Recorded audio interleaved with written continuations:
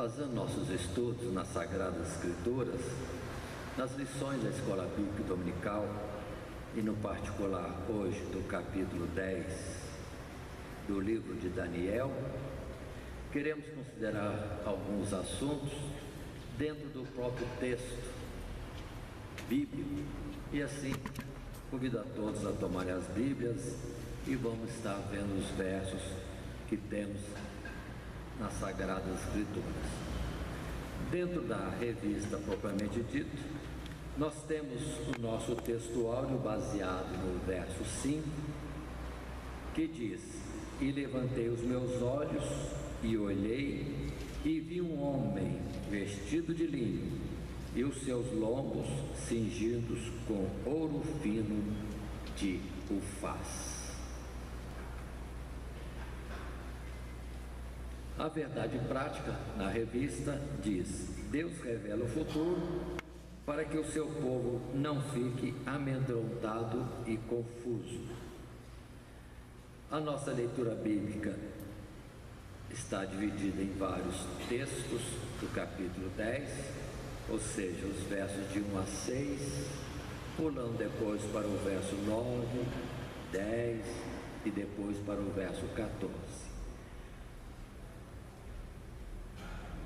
O nosso objetivo nesta lição do capítulo 10 de Daniel é discorrer sobre a visão celestial de Daniel, explicar o significado do homem vestido de linho e saber que os anjos de Deus são seres espirituais ajudadores. E a nossa lição estará então baseada dentro de uma divisão, em uma introdução. Um capítulo primeiro vai falar sobre a visão celestial, um capítulo segundo vai falar sobre a visão do homem vestido de linho, e um terceiro capítulo falando de Daniel é confortado por um anjo. E assim concluímos depois a nossa lição. Mas como dissemos, vamos tratar no texto, considerando como assunto introdutório o fato de que é Daniel que teve esta visão e que narra para nós. Precisamos estar atentos a isto. Observem que Daniel foi jovem para o cativeiro. E vimos em lições anteriores de que o cativeiro é de 70 anos, ou foi de 70 anos. Com isso, Daniel já estava com a idade avançada por este período. Alguns chegam a dizer 90 anos em estimativa, ou um pouquinho mais. Mas em torno, certamente, dos 90 anos, se o considerarmos ele ainda jovem, quando saiu para o cativeiro. Na sequência, vamos considerar que nos primeiros versos, como o primeiro verso do texto, está dito: no ano terceiro de Ciro, rei da Pérsia, foi revelada uma palavra a Daniel, cujo nome se chama Beltesazar, e a palavra é verdadeira e trata de uma guerra prolongada.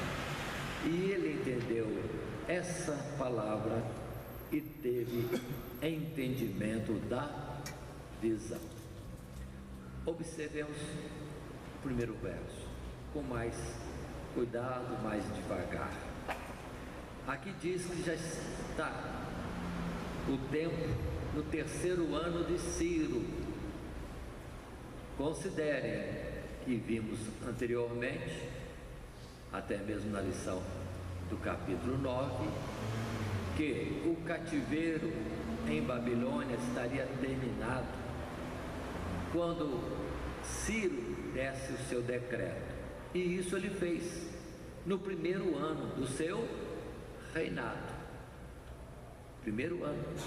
Está isso em 2 Crônicas, encontramos isso também em Esdras, bem claro. Então o cativeiro já tinha terminado. O Império Caldeu já passou. Os medos ou reis da Média reinando já passou. O império é Medo-Persa, mas agora quem está à frente são os reis da Pérsia. Reis da Pérsia. E no caso presente, Ciro, no seu 3º ano. Então consideremos o primeiro ano, Ciro reinando, liberta o povo de Israel através do seu decreto, mas a visão é dada a Daniel no 3º ano de Ciro. Daniel não voltou do cativeiro?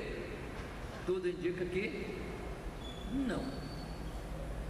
Nem todos voltaram do cativeiro. Aqueles a quem o Senhor despertou, a esse o Senhor fez voltar para Jerusalém, para reedificarem a nação, mas muitos não voltaram. Em Daniel podemos entender a sua idade, a sua posição no império, que no tempo de Dario ou Dário, ele já era um dos 3 presidentes naquele reino.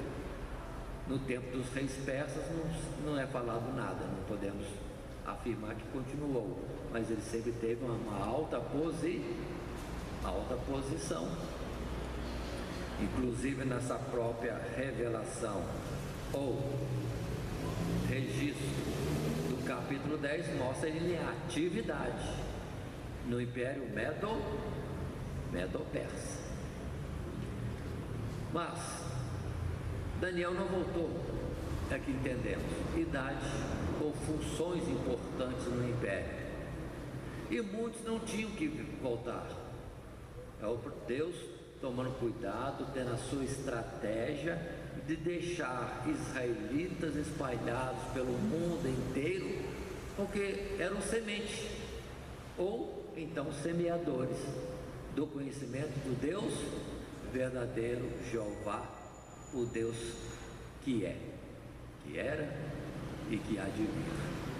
Então observem isso. Muitos acham que tinham que voltar todos. Quem não voltou se acomodou. Que cada um esteja na vontade de Deus e pronto.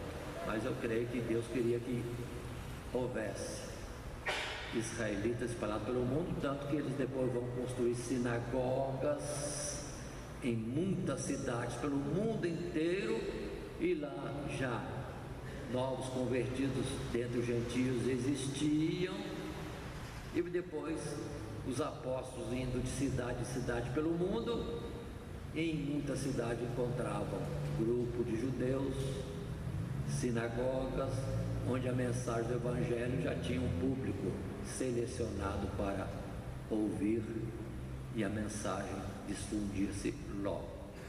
Tanto que no tempo dos apóstolos o Evangelho atingiu o mundo inteiro de então, afirmação que encontramos em Atos dos Apóstolos.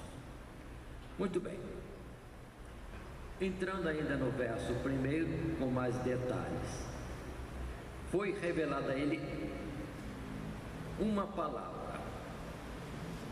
É assim que se coloca no verso 1, uma palavra que é verdadeira. Observe, e que trata de uma guerra prolongada, e ele entendeu esta palavra e teve entendimento da visão. Ele teve uma visão e entendeu. Era assunto de uma guerra prolongada. Aí podemos perguntar, alunos da escola bíblica dominical poderão perguntar: que guerras são essas? Não há descrição. Ele viu a visão, assunto de guerra prolongada, entendeu e pronto. Não podemos acrescentar mais nada, porque não é trazido detalhes. Mas observe, se de outras vezes ele não entendeu as visões, mas agora nesta expressão do verso primeiro, ele entendeu, só que também não revelou qual que era a guerra prolongada e qual foi essa visão. Continuando no capítulo ainda 10, passando ao verso 2, nos surpreendemos com o fato de que diz: naqueles dias eu, Daniel, estive triste por 3 semanas completas. Teve a visão, teve entendimento e ficou triste.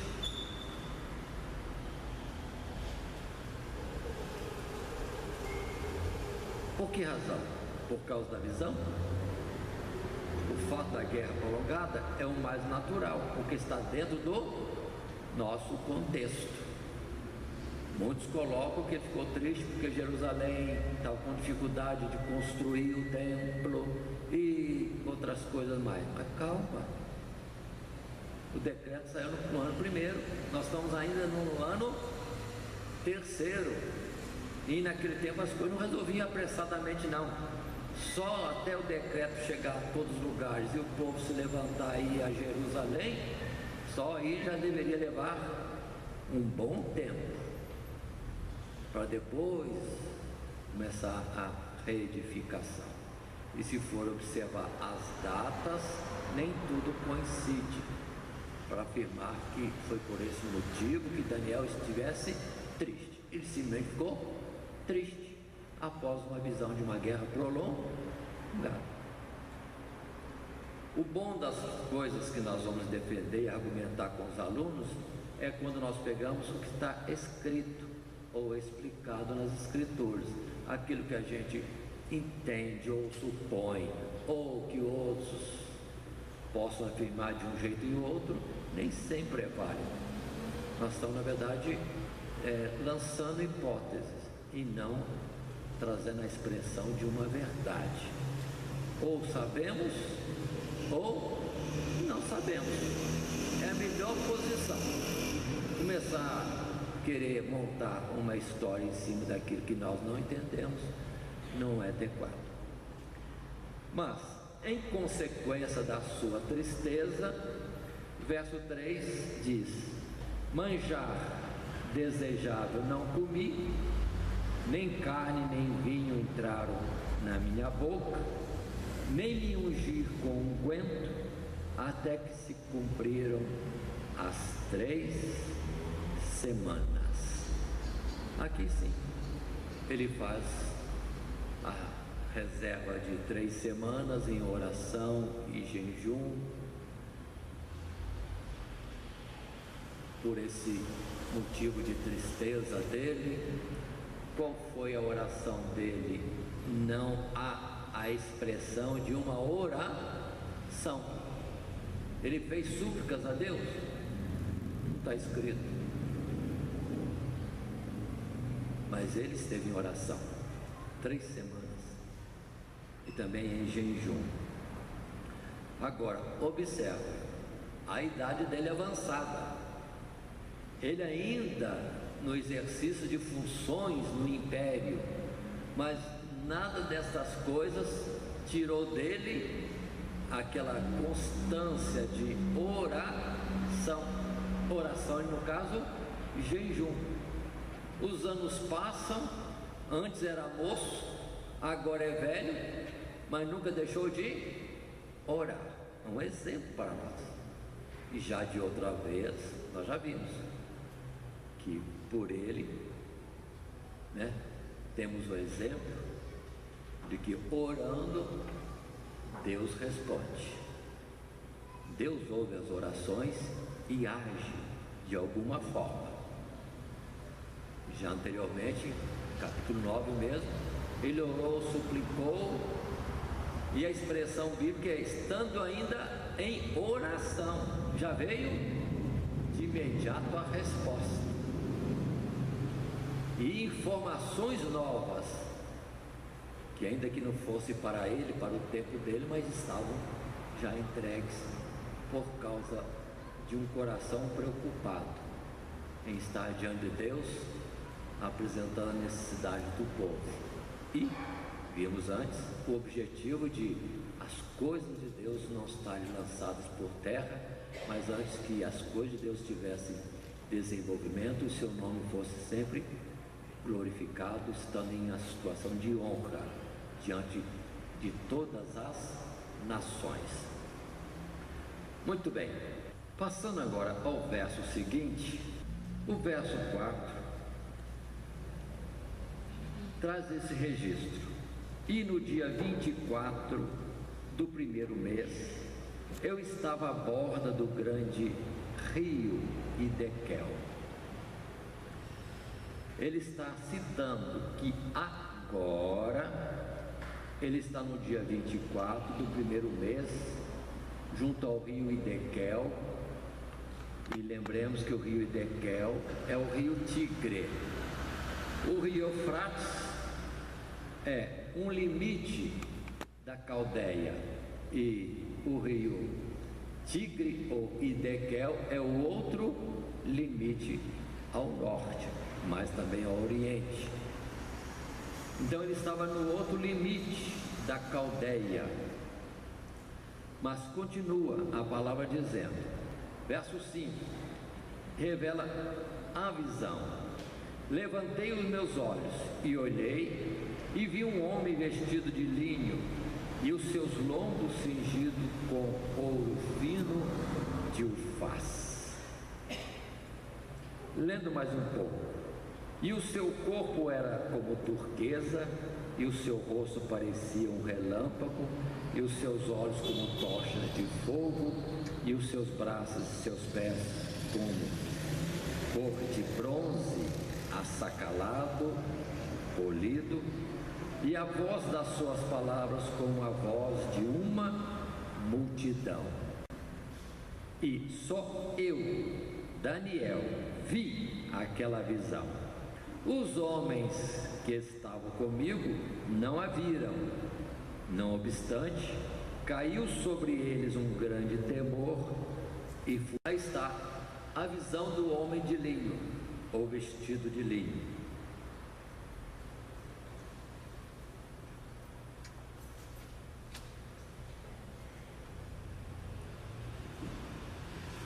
Na revista da Escola Dominical é o segundo capítulo. Lendo estas palavras, já podemos na mente observar que em outro lugar há uma descrição semelhante. A descrição semelhante está em Apocalipse, no capítulo 1, quando agora João, não Daniel, fazendo então a observação em Apocalipse capítulo 1, ele vê ao Senhor Jesus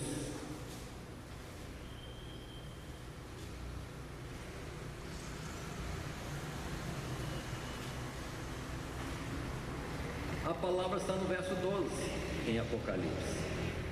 Repetimos, capítulo 1, verso 12. E virei-me para ver quem falava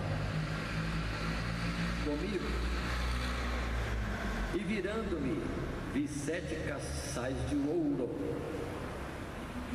e no meio dos 7 castiçais um semelhante ao filho do homem, vestido até aos pés de uma veste comprida, e cingido pelo peito com um cinto de ouro, e a sua cabeça e cabelo eram brancos como lã branca, como a neve, e os seus olhos como chama de fogo, e os seus pés semelhantes a latão reluzente, como se tivesse sido refinado numa fornalha, e a sua voz como a voz de muitas águas. Verso 12 a 15. Na verdade, em Apocalipse a descrição é mais detalhada.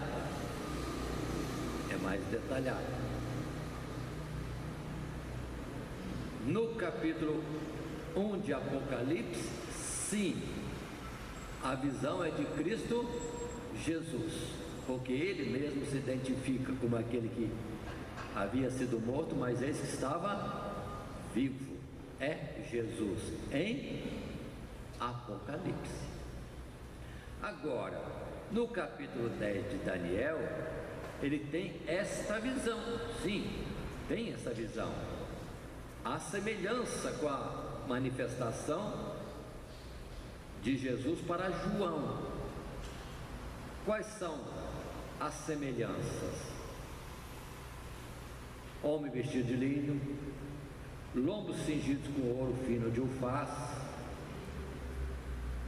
o seu rosto parecia um relâmpago, os seus olhos como tochas de fogo, e os seus braços e pés como cor de bronze polido, e a voz das suas palavras como a voz de uma multidão. Apocalipse é Jesus, mas em Daniel, quem é o homem, o ser assim esplêndido, glorioso, que aqui encontramos? Daniel capítulo 10. Não podemos afirmar que é Jesus. Há muitos que fazem essa afirmação por causa da semelhança apresentada na visão. Mas vamos devagarzinho no texto e vamos perceber algo mais. Porque, tendo Daniel visto este ser, o verso 8 diz assim: fiquei, pois, eu só, e vi esta grande visão, e não ficou força em mim, e transmudou-se em mim a minha formosura em desmaio, e não retive força alguma. Verso 9: contudo ouvi a voz das suas palavras, e ouvindo a voz das suas palavras, eu caí com meu rosto em terra, profundamente adormecido. Este ser aparece e ele desmaia, perde os sentidos, cai em terra. Mas observe que este fato já aconteceu e é registrado no capítulo 9. Outras passagens há em que o ser se manifestando, alguém fica atordoado com a manifestação. Então, isso mostra outra vez que os seres angelicais, como Gabriel e este aqui agora, apresentando-se a um homem de carne e osso, a glória do anjo é tal que o ser humano fica atordoado.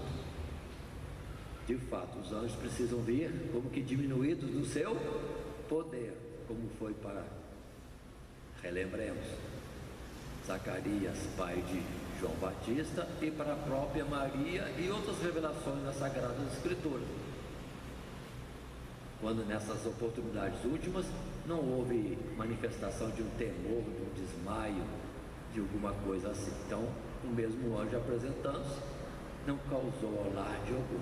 Ele deve ter vindo na manifestação mais simples. Muito bem.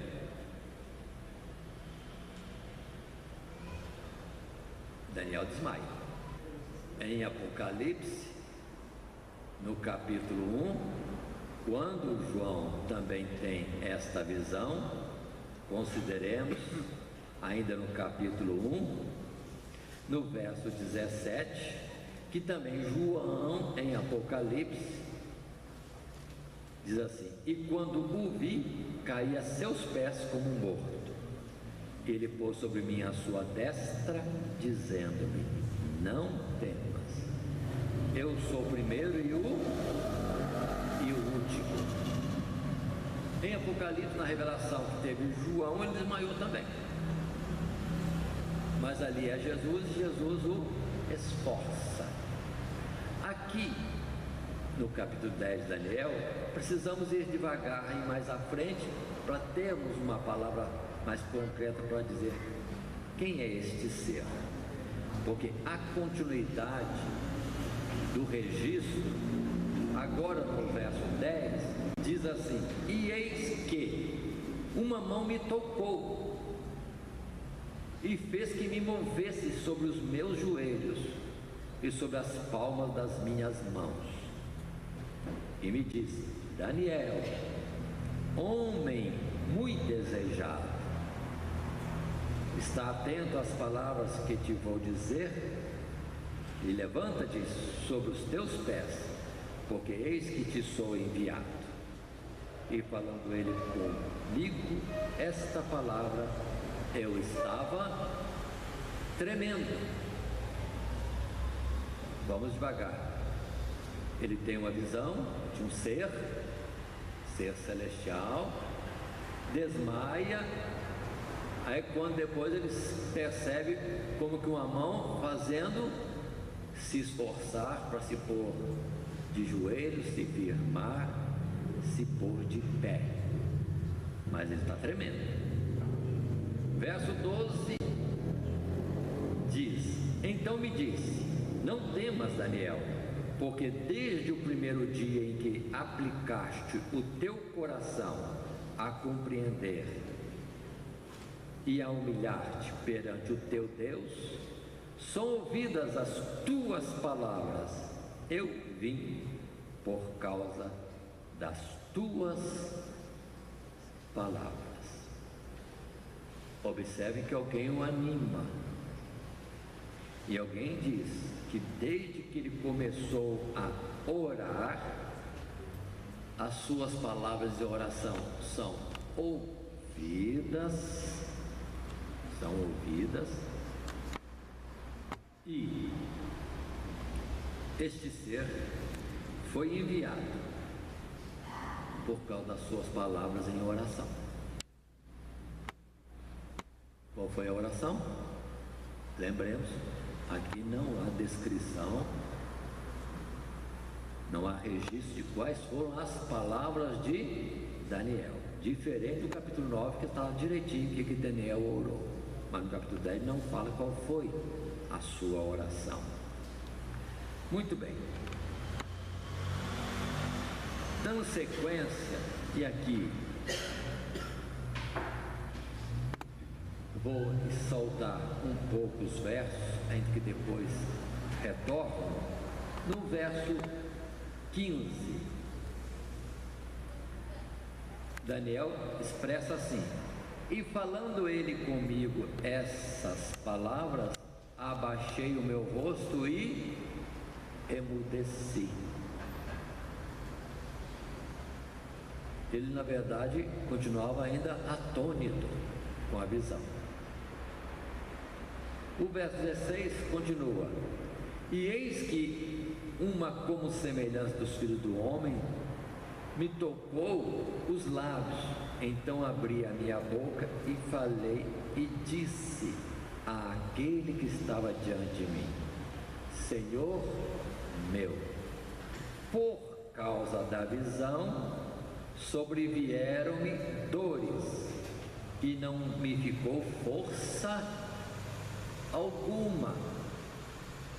Então observe, tem um ser que tem semelhança como o de homens, que está animando, esforçando para ele se pôr de pé, dando palavras consoladoras. Você é homem desejado, ou homem amado.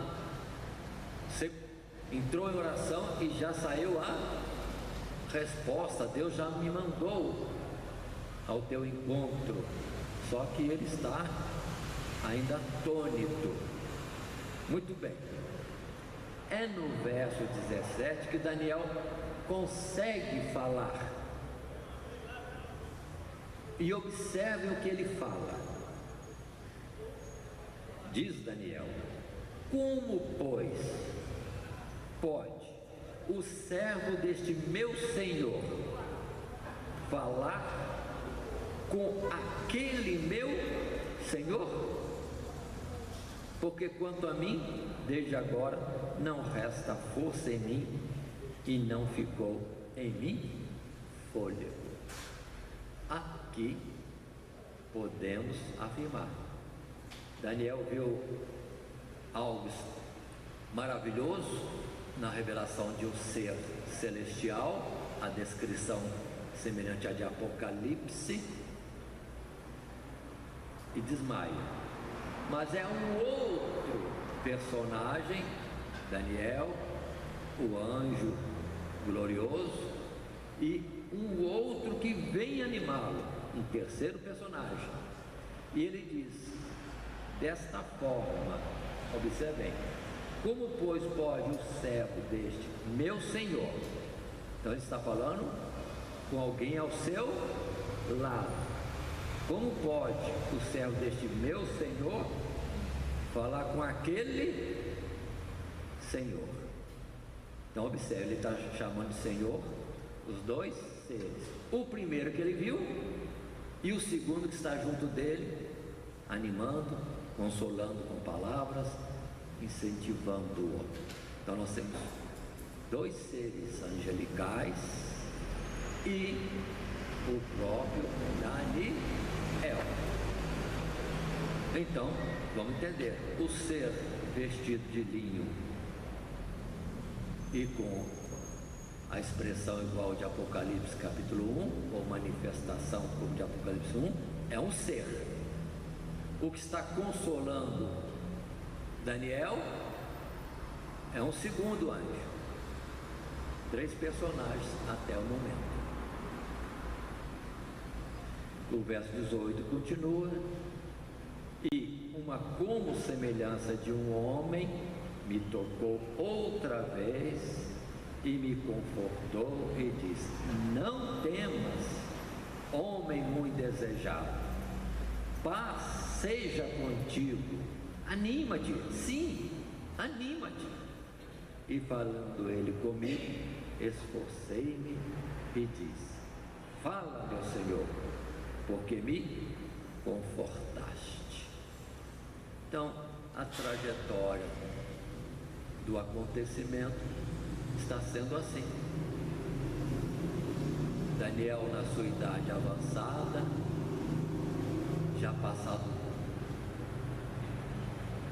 2 anos para 3 o término do cativeiro, ele ainda está na região do Oriente, dentro do Império Medo-Persa, e tem essa visão gloriosa junto ao rio Tigre, mas ele se desmaia, e vem um outro ser e o conforta, o anima, o consola.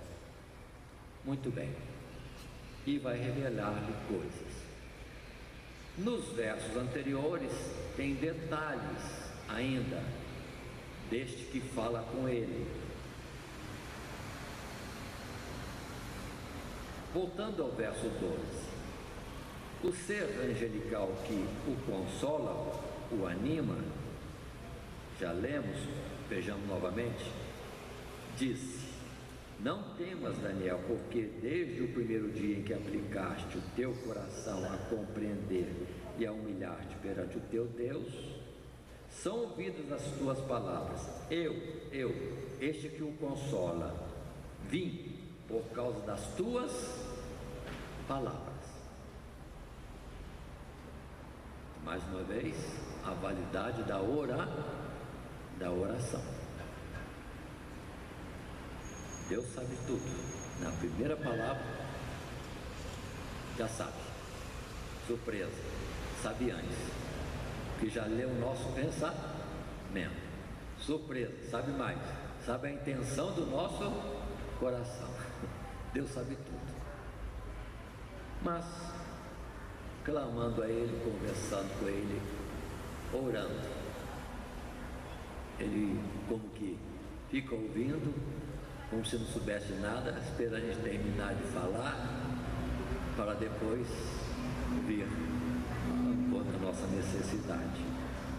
No verso 13, nessa parte introdutória de conversa do anjo que veio trazer-lhe revelação,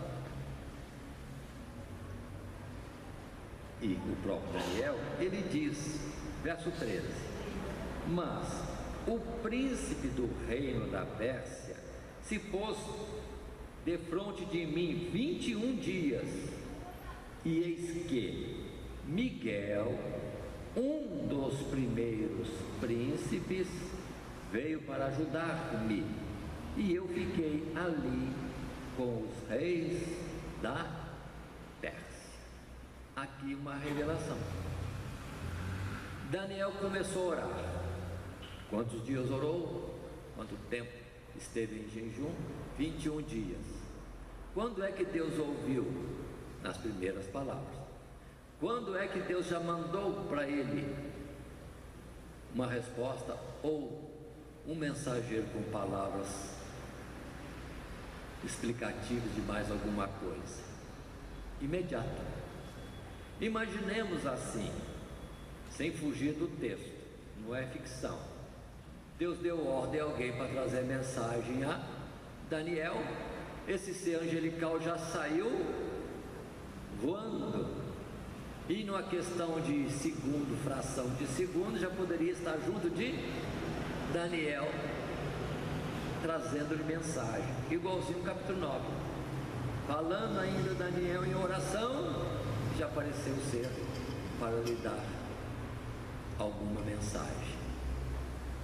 Só que aqui foi diferente. O ser saiu da presença de Deus ao encontro de Daniel, mas houve um obstáculo no caminho. Qual o obstáculo? Está escrito aqui, desta forma: mas o príncipe do reino da Pérsia se pôs perante mim 21 dias. O anjo achou obstáculo.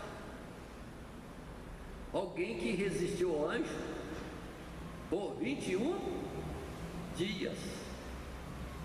21 dias. Aqui diz que este ser é o príncipe do reino da Pérsia. Pergunta: um homem pode... Aqui então temos uma mensagem, algo do que podemos tirar um ensino. Nas ordens celestiais há confrontos, há batalhas. É a palavra que Paulo diz: a nossa luta não é contra a carne nem contra o sangue. Observemos isso. Então, o ser angelical saindo para trazer mensagem a Daniel, alguém se opôs na frente dele. Pronto, confronto nos lugares celestiais, conforme dizem Efésios. E o negócio levou tempo, pelo menos para nós, né? Foram 21 dias. 21 dias. Aqui é dito rei, é o príncipe do reino da Pérsia. Por favor, suportem esse parênteses, que pode ser um pouco longo, mas vamos falar um pouco sobre o reino da Pérsia nos lugares celestiais. Como é o céu, nós não entendemos, mas muitas vezes Deus fala de uma forma figurada, como modelos para nós entendermos. A quantidade de seres humanos na Terra é grande, e todos esses se dividem em grupos, chamados de nações, repartidos pelo mundo todo. Isso desde Gênesis capítulo 10. E Deus espalhou os homens em nações pelas ilhas. Lembrando que os grandes continentes são ilhas, né? Aos olhos de Deus tudo é ilha. E formaram-se as nações, descendentes de Sem, nações descendentes de Jafé, nações descendentes de Cã. em semelhança também nos lugares celestiais. Tanto no próprio céu de Deus, a quantidade de seres viventes, anjos, é tão grande que também estão repartidos em nações. Pelo que podemos entender a palavra que todas as nações o servirão. Não é na terra, é no céu. A descrição sempre até Apocalipse, as nações virão e prestarão culto ao Senhor. Não é na terra, é no céu, em Jerusalém. Mas da mesma forma, vamos entender que os seres celestiais rebeldes que saíram após Satanás para formar uma divisão começou no céu mesmo, e foram para a banda do norte. A quantidade deles é grande. Fala melhor, muito grande. Muito grande. Muito grande. E eles são divididos em nações também, donde a citação bíblica a respeito de Gog e Magog, Meseque e Tubal, Tiras, os líbios juntos, e vai falando a palavra disso. Muitos pensavam e afirmavam que eram as nações do norte no globo terrestre, esquecendo-se que a palavra é figurada, referindo-se às nações que foram para a banda do norte nos lugares celestiais.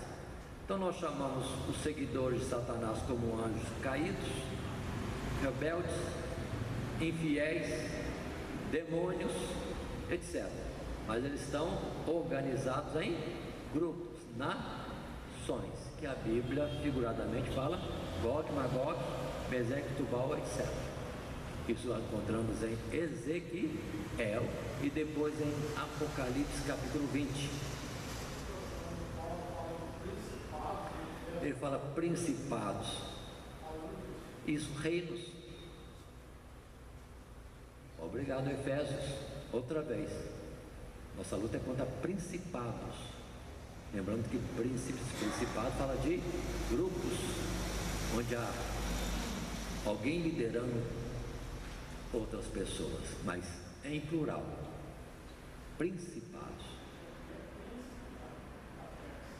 É um príncipe. Exato.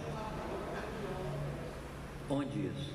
Nos lugares celestiais. O nome lá no céu, na banda do norte, entre os seguidores de Satanás, é Pérsia. Talvez não seja Pérsia, mas a palavra tomou figuradamente. Príncipe da Pérsia. Muito bem. Então observem esse ponto. No céu há confrontos. Não é confronto de um com o outro só, não. É de exércitos das trevas contra o exército da luz. Principados, potestades, grupos enormes de nações espirituais da maldade, dos lugares do norte. Entre em confronto. Entre em confronto. Para que aconteça, ou eles não querem que aconteça, os desígnios de Deus. E esse da Pérsia resistiu. E observe que não é fraco não, porque é um anjo mensageiro lutando com um anjo que é príncipe de um grupo de demônios, e consegue deter esse enviado de Deus por 21 dias. Como é que ele conseguiu por fim chegar a Daniel? O verso 13 continua, se lemos antes: mas o príncipe do reino da Pérsia se pôs defronte de mim 21 dias, e eis que Miguel, um dos primeiros príncipes, veio para ajudar-me, e eu fiquei ali com os reis da Pérsia. Como é que esse anjo mensageiro conseguiu por fim chegar a Daniel, mesmo assim depois de 21 dias? Como? Porque Miguel veio ajudá-lo. Quem é Miguel? Na revelação de Daniel, no verso 13, um dos primeiros príncipes. Em outra citação bíblica é o arcanjo Miguel. É aqui que nós podemos dizer a respeito do ser celestial vestido de linho. Quem é ele? Dentro do contexto todo, o assunto gira em torno de quem mesmo? Daniel orando, um mensageiro que chega, mas teve dificuldade no caminho, mas por fim vem Miguel para ajudar. Então temos Daniel, que vê a visão de Miguel, e um anjo se põe para ajudar Daniel diretamente. Isso está dentro do próprio texto. Mas, outra vez, digamos, há alguns que dizem que Miguel, o arcanjo Miguel, é Jesus. Por favor, não temos afirmação assim em lugar nenhum da Bíblia. Está claro? A aparência da descrição é semelhante. Lá é revelado aquele que foi morto, mas vivia. Aqui não tem citação nenhuma, a não ser ele é um dos primeiros príncipes. Diferentemente, já estudamos em capítulo anterior, como capítulo 8, que há a citação de um príncipe do exército. Então fala de um, não fala de um dos, fala de um. E logo depois, na interpretação do capítulo 8 de Daniel, esse príncipe do exército é chamado o príncipe dos príncipes. Capítulo 8 é Jesus, essa citação. Mas aqui é Miguel, e fiquemos nisso. Miguel, o arcanjo, vem ajudar, ou seja, aquele que é mais alto nos exércitos celestiais tem que entrar em confronto com o rei da Pérsia para que a mensagem chegue a Daniel. Outra vez, vamos considerar para a experiência nossa. Muitas vezes há alguns que oram e para cedo na oração. Aqui está a importância e o sentido da perseverança em oração. Enquanto você está aqui pedindo alguma coisa, orando ao Senhor por alguma coisa, já começa o céu se agitar. Deus já está querendo mandar, ou já mandou? Resposta. Mas há oposição. Se nós continuarmos a orar, nós estamos aqui no processo de reforço, de insistência, de combate ainda naquele propósito. E se assim tivermos e as coisas estiverem difíceis, Deus manda reforço. Deus manda reforço. Até que por fim se conclui aquilo que tem que concluir na sabedoria de Deus, para que a bênção chegue nas nossas mãos. Muitas vezes nós não recebemos resultado de oração porque não oramos, ou porque oramos pouco, ou seja, não somos perseverantes em orar. Jesus falou sobre isso, perseverança de orar, sendo fracos, como aquela viúva que clamava ao juiz pedindo justiça. Por ser perseverante em clamar, em pedir, em buscar a Deus em oração, no caso dela diante do juiz humano e ímpio, o juiz preferiu ter sossego e tratar logo do assunto dela. Agora imagine nós sendo insistentes diante de Deus. Deus vai dizer alguma coisa, com certeza Deus vai fazer alguma coisa, né? Independente do tempo.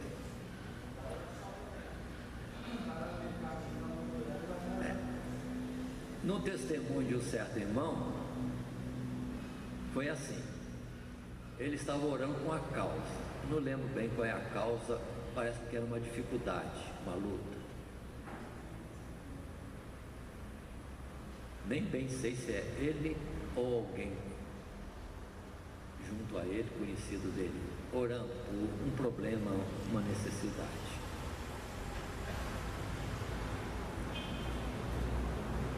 E Deus mostrou esta oração desta pessoa como uma pessoa num recinto, um quarto, uma sala, encerando,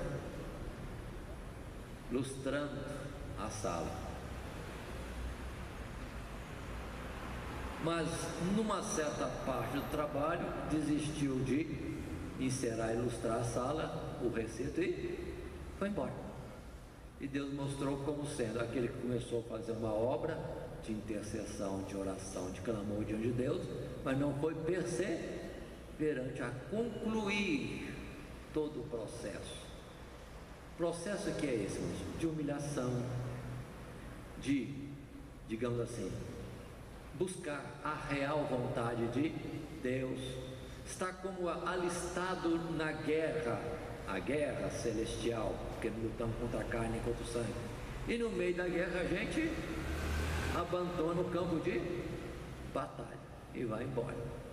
Então, oração precisa ser perseverante, até mesmo no aspecto de nós sabemos ou alcançarmos de Deus se aquilo que pedimos é o certo de pedir, ou se a forma de pedir é aquela mesma. Por isso a palavra diz também que o próprio Espírito de Deus intercede por nós com gemidos inexprimíveis, porque nós mesmos não sabemos como convém pedir.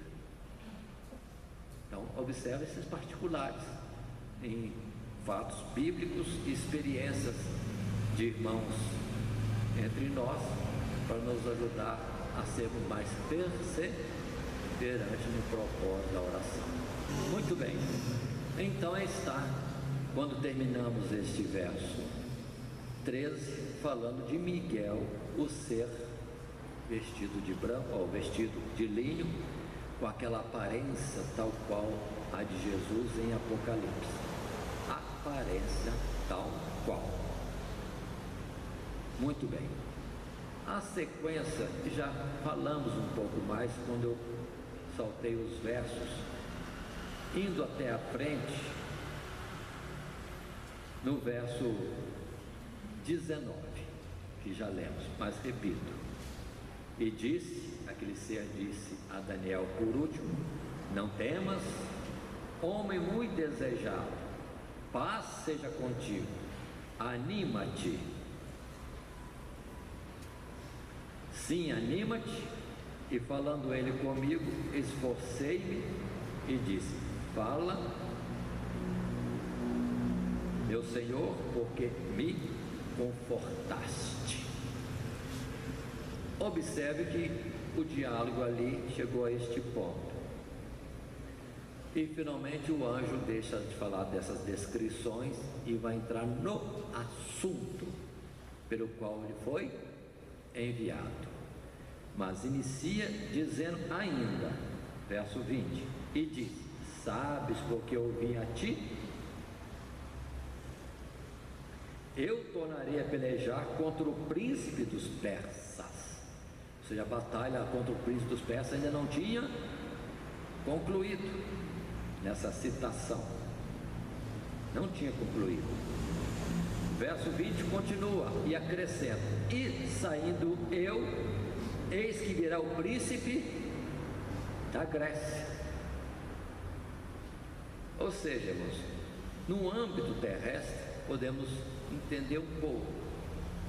Há uma série de desígnios de Deus. Já foi falado desde Daniel capítulo 2, uma sucessão de reinos. Depois do caldeu tinha que vir o Medo-Persa, e depois deste, os gregos. Na verdade, entre os homens há confrontos, há ideias diferentes, mas Deus vai intervir para que aconteça o que Ele quer. Nessa época, depois do Império Medo-Persa, tinha que ser os gregos, e Alexandre era o rei, que iria fazer uma grande obra para Deus, levando a língua grega por todo o mundo.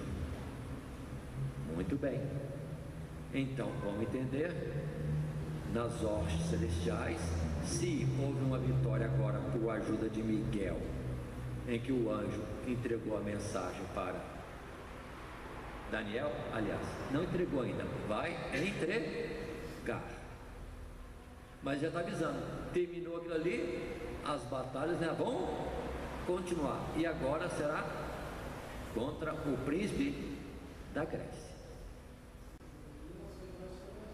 nas regiões celestiais, certamente, e certamente na terrestre também, porque dentro do âmbito visível humano na terra, quem tinha que estar dominando o mundo era a Grécia, e tinha muitas coisas e interesses particulares diferentes do interesse de Deus, e Deus intervém para que aconteça o que Ele quer que aconteça. E o mal trabalha nas hostes celestiais por algum outro projeto contrário ao de Deus, mas ele intervém na terra da mesma forma, fazendo que aconteça aquilo que Deus não quer que aconteça. Aí o combate, vamos dizer assim, na terra como que reflexo dos combates celestiais, porque a terra é escabelo dos pés do Senhor. O que é escabelo? A ideia é como um modelo daquilo que é de ordem e amplitude celestiais, no âmbito espiritual. Sua pergunta?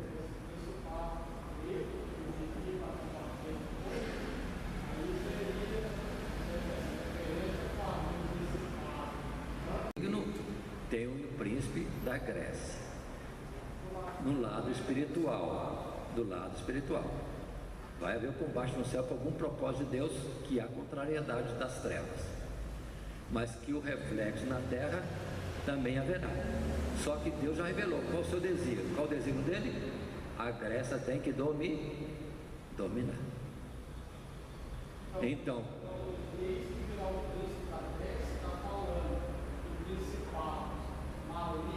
certamente principados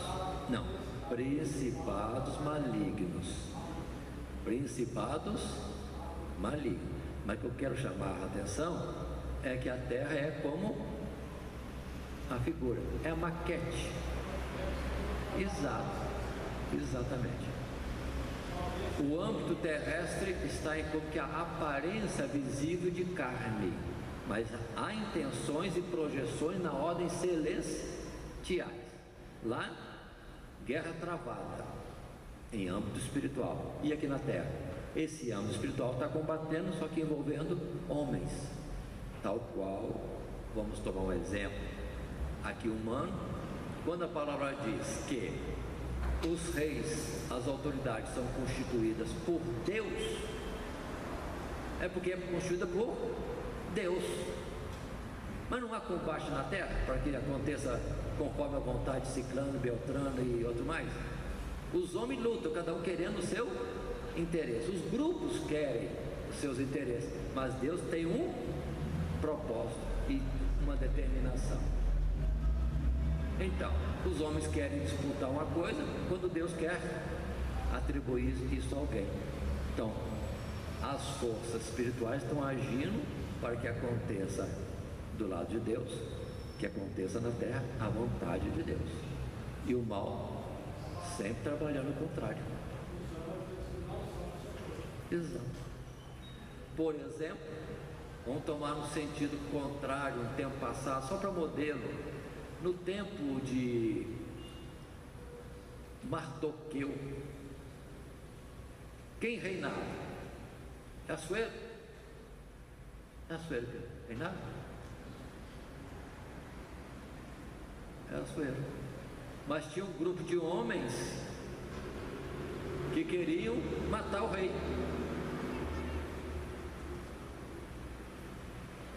Se deixar por aí mesmo, este rei ia ser morto e a história seria diferente. Não ia aparecer Mardoqueu, não ia aparecer Esther, não ia ter livramento do povo israelita. Mas observe como Deus intervém através de instrumentos terrenos para que a sua vontade aconteça. Deus levanta quem? Um Mardoqueu, e revela o plano. Rei, tem um grupo aí que está tramando contra a sua vida. Pronto, resolveu. Exato. Mas observe a coisa material. Depois parece Amã, o mal tentando um projeto. Qual o projeto dele? Parece que o mal conseguiu colocar um líder deles, um servo do mal, lá como sendo primeiro-ministro no Império Medo-Persa. O mal venceu. E já coloca lá, consegue um decreto: vão matar todos os judeus, na data tal, todos os judeus podem ser mortos, e quem matar o judeu fica com o bem dele. Ou deve ter havido uma concorrência grande. Só que Deus, irmãos, é maior.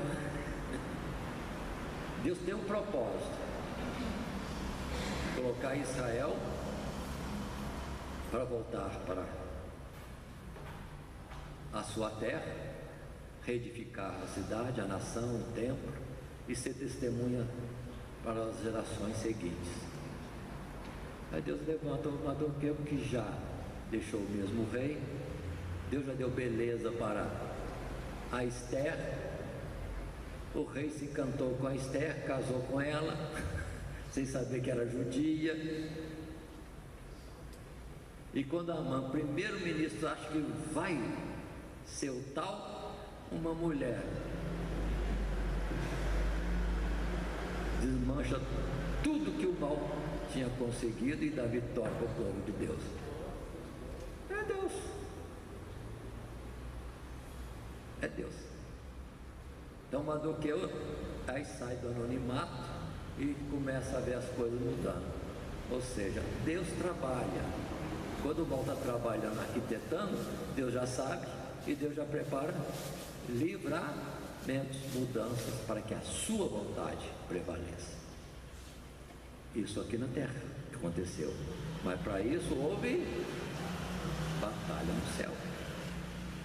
Continuemos um pouco mais para concluirmos. Entrando agora no verso 21, mas eu te declararei o que está escrito na escritura da verdade, e ninguém há que se esforce comigo contra aqueles, a não ser Miguel, vosso príncipe. Outra vez, o mensageiro diz que ele vai declarar para Daniel, está escrito a palavra da verdade, mas não tem ninguém que lute com ele a não ser Miguel. E luta contra quem? Contra aqueles. Quem são aqueles? O príncipe ou principado da Pérsia e da Grécia, nos lugares celestiais. Aqui entendamos e vamos considerar. Há quem diga que é Gabriel que está falando com Daniel. Por favor, aqui não foi dito quem é. Diferente lá atrás, quando lá claramente se diz que Gabriel dá este o entendimento da visão. Aqui, até esse ponto, ninguém pode afirmar que seja Gabriel. Gabriel é anjo mensageiro?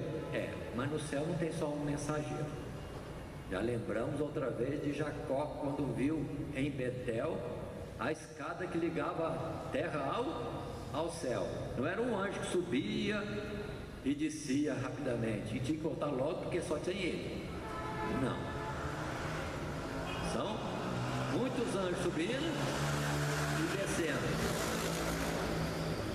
Aí a palavra de Apocalipse e também de Daniel 7: milhares de milhares servem diretamente diante de Deus. Então não vamos ficar presos só em Gabriel nesse particular. Arcanjo é um só, é o líder dos anjos, mas mensageiro, Gabriel é um, mas não é o único. Para concluirmos e já prepararmos a lição seguinte, consideremos que capítulo 10 é a abertura para a revelação no capítulo 11 e depois 12. Ou seja, capítulo 10, 11 e 12 é a continuidade dessa mesma revelação. Aqui o impacto. Mas agora Daniel vai ouvir o que o anjo tem a declarar. Capítulo 11 e 12 é a declaração do anjo, a revelação do que está para acontecer, ou como o anjo diz, o que está escrito na palavra da verdade. Ou seja, o que Deus determinou, está escrito, é o que vai acontecer. Quero concluir e deixar fixado isso. O capítulo 10 é apenas introdução da revelação que vem no capítulo 11 e depois 12. Todos os 3 capítulos é uma mesma visão, 10, 11 e conclui no capítulo 12. Que Deus nos abençoe. Vamos pôr em pé para nos deter mais.